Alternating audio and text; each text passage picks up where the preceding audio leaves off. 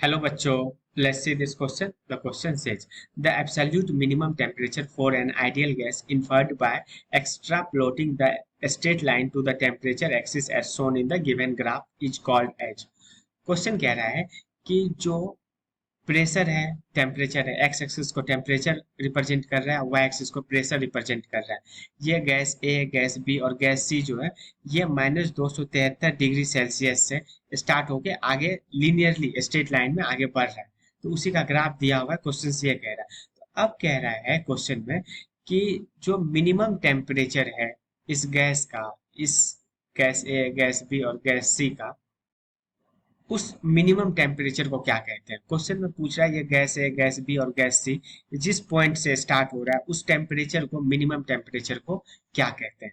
ठीक है, तो देखो इसमें क्वेश्चन में दिया हुआ है कि गैस ए जो है -273.15 डिग्री सेल्सियस से स्टार्ट होकर आगे जा रहा है। मतलब उसके बाद जैसे टेम्परेचर बढ़ रहा है वैसे प्रेशर बढ़ रहा है। सिमिलरली गैस बी के साथ भी है, गैस सी के साथ भी है।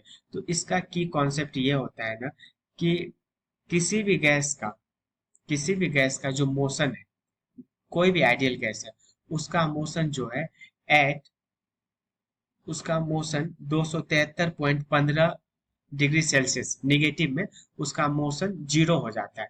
तो की कॉन्सेप्ट इसका है at -273.15 degree Celsius motion of any gas, motion of any gas stops and it stops applying pressure।